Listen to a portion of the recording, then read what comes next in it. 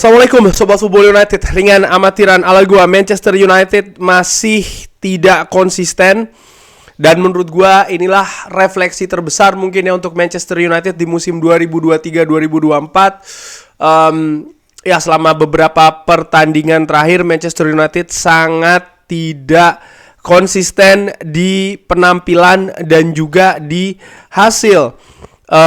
Manchester United tampil dimulai dari mungkin pertandingan menghadapi Everton, di mana Manchester United tampil luar biasa di bulan November. Seri menghadapi Galatasaray, lalu kalah menghadapi Newcastle, menang luar biasa menghadapi Chelsea, kalah mengenaskan menghadapi Bournemouth, lalu berusaha untuk menahan Bayern Munchen, kalah tipis 0-1, dengan luar biasa menahan Liverpool 0-0, kalah di London Stadium menghadapi West Ham 2-0, bermain fantastis menghadapi Aston Villa, menang 3-2, dan kalah 2-1 menghadapi Nottingham Forest di pertandingan yang menurut gua kualitas, ritme, dan juga dinamikanya berbeda cukup jauh jika dibandingkan menghadapi Aston Villa. Manchester United sangat ceroboh di pertandingan tersebut. Erik ten Hag seperti biasa setelah pertandingan melakukan konferensi pers. Ya, sebelum gua bahas terkait dengan konferensi pers, sekali ketika gua membahas konferensi pers ini, terutama ketika Manchester United hasilnya tidak maksimal, banyak yang mengatakan ya Erik ten Hag hanya mencari alasan segala macam. Di konferensi pers, pelatih itu ditanyakan oleh wartawan ya. Pelatih itu juga memiliki fungsi yang namanya analisa. Dia harus memberikan analisa, dan analisa itu juga harus diterangkan ke pers ya, ke media, dengan menjawab pertanyaan. Jadi menurut gue tuh bukan dari sisi pembelaan, tapi lebih ke penjelasan. Itu menurut gue. Tapi kalau Sobat Football United atau fans Manchester United menganggap ya ini hanya alasan saja segala macam ya, terserah sih ya. Oke. Erik ten Hag masih menyinggung situasi Manchester United yang pemainnya banyak cedera dan juga sakit ya. Ini membuat bagaimana situasi tim menjadi sulit, dan akhirnya menderita kekalahan 2-1 menghadapi Nottingham Forest. Oh ya, by the way, sumbernya ini dari manunited.com. Marcus Rashford sempat menyamakan kedudukan dan menaikkan harapan untuk memperoleh hasil yang positif di akhir tahun 2023. Tapi ya, ada momentum di mana Matt Turner, kiper dari Nottingham Forest, memberikan penyelamatan terhadap tendangan atau sepakan dari Christian Eriksen.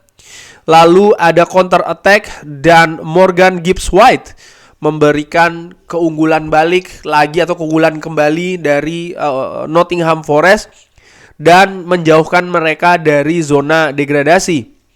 Erik ten Hag mengakui sisinya bermain tidak bagus ya, dan juga menyinggung mengenai absennya Rasmus Højlund yang mencetak gol kemenangan menghadapi Aston Villa.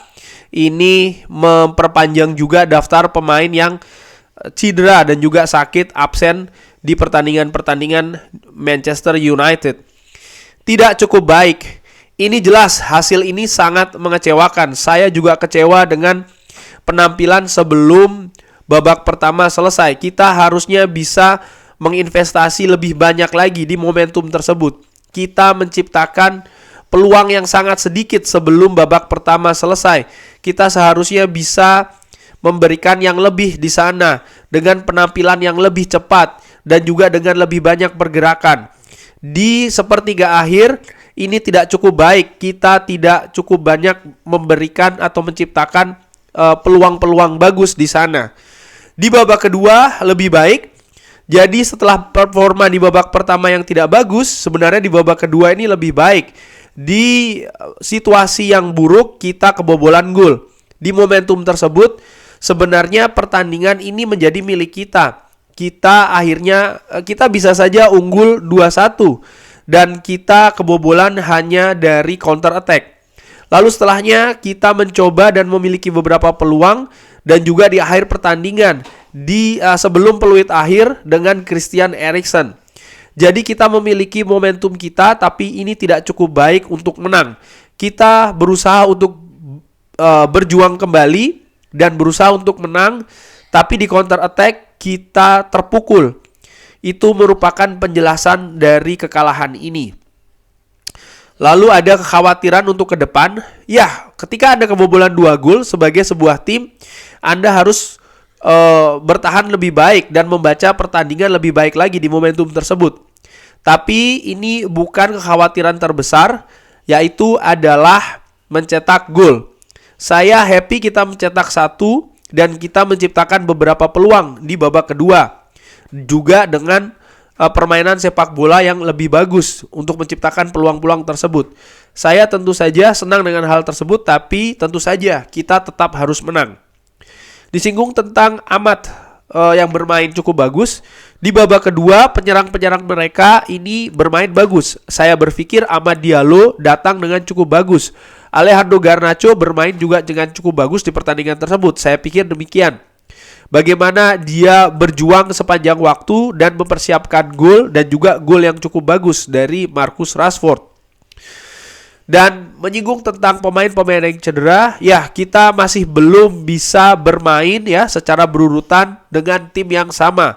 Hari ini lagi-lagi kita memiliki pergantian, kita kehilangan Rasmus Højlund. Setiap saat kita harus mengganti tim kita. Dan ini tidak membantu untuk bisa membuat sebuah rutinitas di dalam tim. Artinya kerangka tim yang solid, yang pasti. Tentu saja ini juga merupakan sesuatu yang bisa dijelaskan. Kenapa Anda tidak konsisten? Jadi menurut Erik ten Hag salah satu alasan tidak konsisten adalah ketersediaan skuad yang memang selalu berganti-ganti. Menurut gua make sense ya. Kita juga memiliki 9 partnership atau pasangan yang berbeda di lini belakang.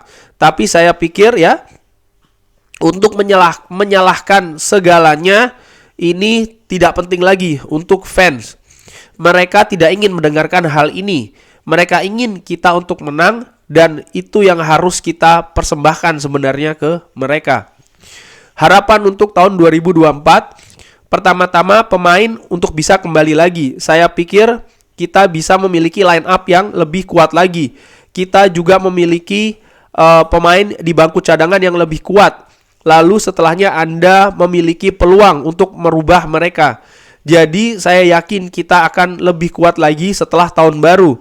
Kita berada di posisi yang sama.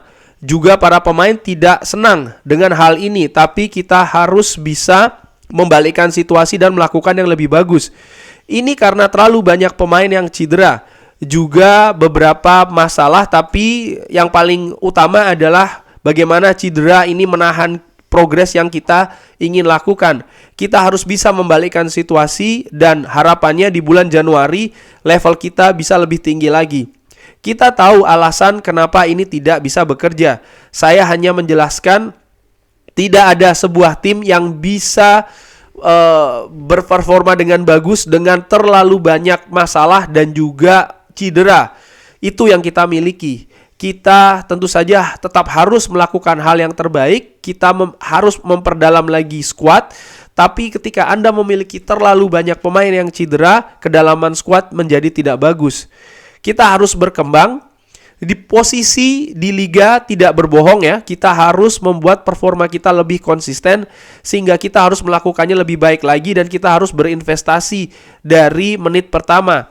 Tapi saya tahu alasannya dan tentu saja ini tidak masuk akal untuk menjadi frustrasi. Saya harus bekerja dengan tim saya dan ini yang akan kita lakukan hari demi hari. Disinggung juga di komentar yang lain bagaimana Erik ten Hag alasan kenapa mengganti Kobbie Mainoo adalah karena alasan taktikal ya.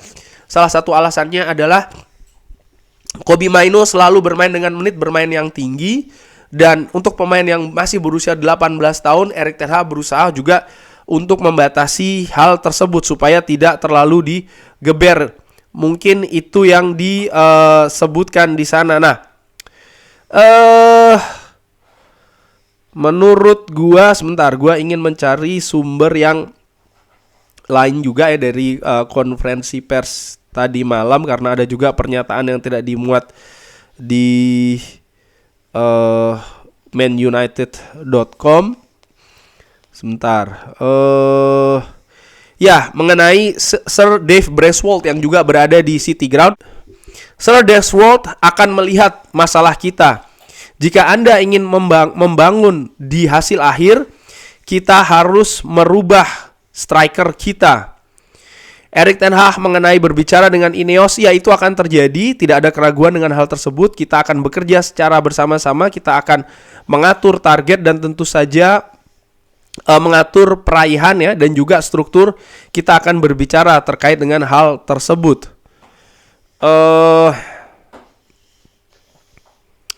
Erik ten Hag, sebentar, ada lagi. Ya,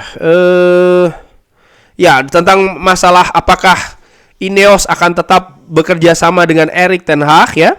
Mereka tahu saya dan tahu apa ketika saya memiliki skuad yang tersedia, hasil akan ada di sana. Kita melebihi target tahun lalu. Itu penting ya, sering sekali lupa diingat. Kita melebihi target tahun lalu dan sejauh ini, musim ini kita sangat underperform, performanya di bawah pengharapan. Ya, make sense. Jadi kita harus berubah. Saya harus memimpin prosesnya. Oke, itu tadi kurang lebih. Ya, Erik ten Hag menurut gua lebih menekankan kepada kedalaman squad, which is menurut gua make sense. Tadi malam sebelum gua tidur, gue juga melihat ada sebuah tim juga yang situasinya hampir mirip dengan Manchester United, yaitu adalah Newcastle. Di mana Newcastle juga memiliki badai cedera.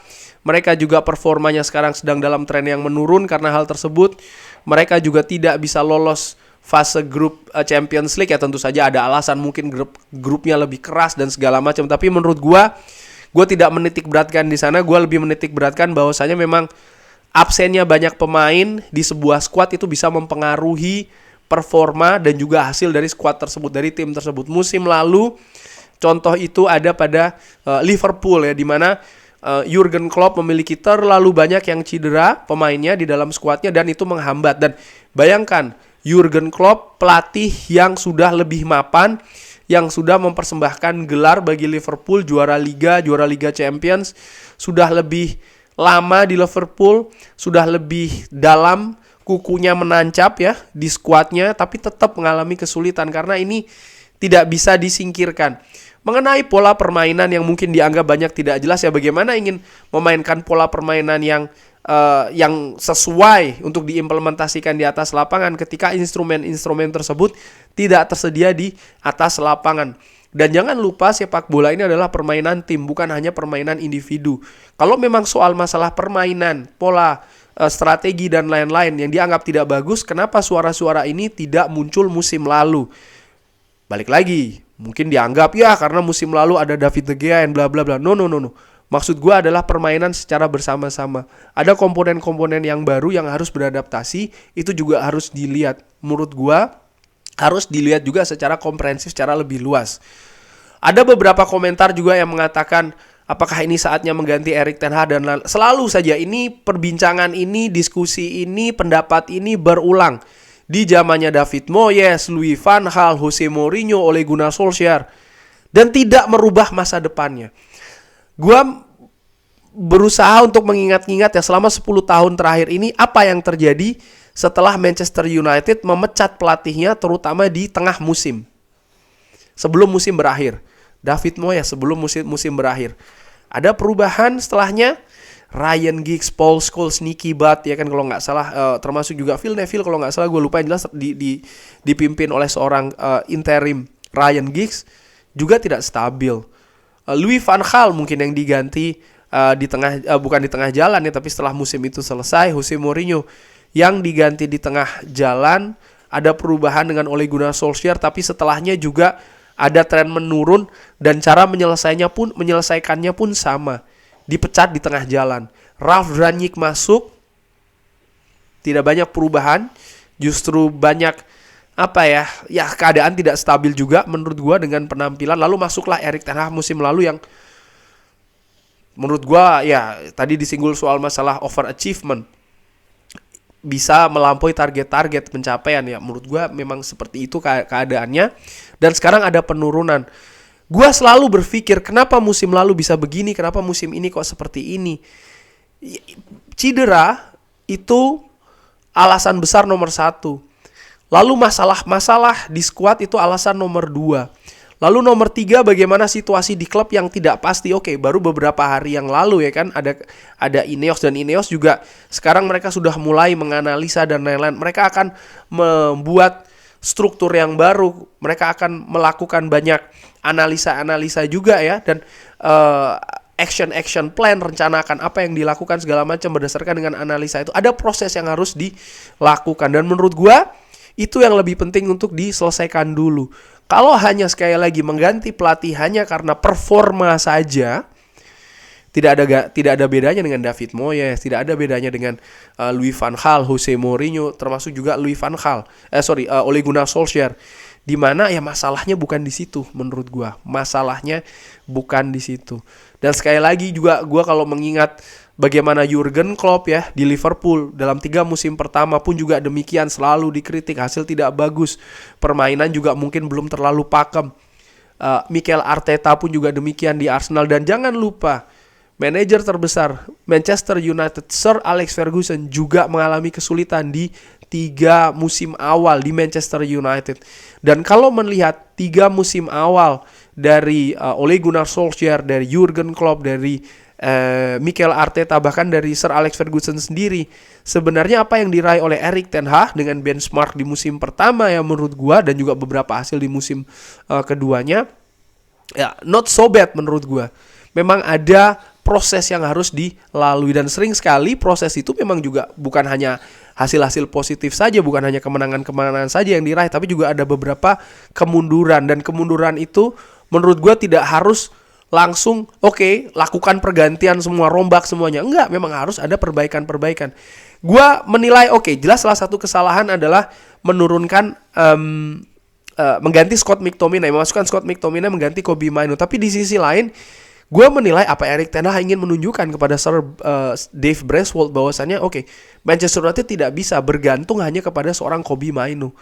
Dan pemain yang untuk melapisi hal tersebut tidak ada di sisi Scott McTominay, tidak bisa. Di lini sebelah kanan ada kesalahan investasi di seorang Anthony. Angkanya terlalu tinggi. Angka ini bukan Erik ten Hag yang tetapkan. Sudah sering dibahas di beberapa artikel, hanya saja beberapa orang, mungkin beberapa fans ya, tidak mau melihat hal tersebut. Yang dilihat adalah Anthony, rekomendasi dari Erik ten Hag ingin penyerang kanan berkaki kiri. Dan John Murtough merekomendasikannya Anthony, dan ada beberapa nama lain juga kan sebenarnya kalau dilihat dari proses pada saat itu selain Anthony. Tapi ya John Murtough mengejar bahkan dengan cara yang salah menurut gue, dengan hasilnya angka yang terlalu tinggi. Dan menurut gue ini yang salah satu problem besar di sisi Anthony. Dan Anthony pun juga masih belum konsisten tampil bagus menghadapi Liverpool. Tadi malam menurut gue tampil sangat jauh di bawah standar. Ini bukan sesuatu yang bagus. Namun di sisi lain juga di live commentary gue singgung, solusi apa yang bisa diberikan dari bangku cadangan? Ada Amad Diallo yang bisa memberikan hasil yang positif, tapi sekali lagi itu saja tidak cukup. Manchester United butuh daya dobrak baru juga di lini depan, dan mengandalkan Marcus Rashford sebagai ujung tombak menurut gua tuh bukan solusi yang paling optimal yang bisa dilakukan di Manchester United. Manchester United butuh penyerang baru. Lalu juga partnership di lini belakang. Manchester United mengandalkan seorang Jonny Evans, pemain 35 tahun yang mungkin merupakan pilihan keempat atau pilihan kelima di awal musim. Ini menunjukkan bagaimana gawatnya sebenarnya lini belakang dari Manchester United, baik dari sisi kualitas maupun juga kuantitas. Dan ya menurut gua ini hal yang harus dievaluasi. Sekali lagi, mungkin kinerja dari pelatih tidak maksimal, tapi juga harus dicari kenapa tidak maksimalnya. Karena kalau memang nanti outcome-nya, keputusannya mengganti manajer, iya, tapi hal-hal yang mempersulit manajer itu diperbaiki juga tidak. Kalau itu tidak diperbaiki sama saja, mau manajer siapapun yang datang, menurut gua situasinya tidak akan lama lagi juga akan berulang dengan hal yang sama pula. Di sisi lain juga siapa manajer yang tersedia saat ini di market, terutama di tengah musim seperti ini. Menurut gua tidak ada kesatuan suara ya dari fans menurut gue terkait dengan hal tersebut. Kurang lebih demikian. Terima kasih sudah menyaksikan. Bukan sesuatu yang nice ya, yang enak di akhir tahun dengan Manchester United, tapi inilah situasi di musim kedua dari Erik ten Hag, di musim kedua menjalani proses di Manchester United. Kurang lebih demikian. Jangan lupa like, subscribe. Wassalamualaikum warahmatullahi wabarakatuh.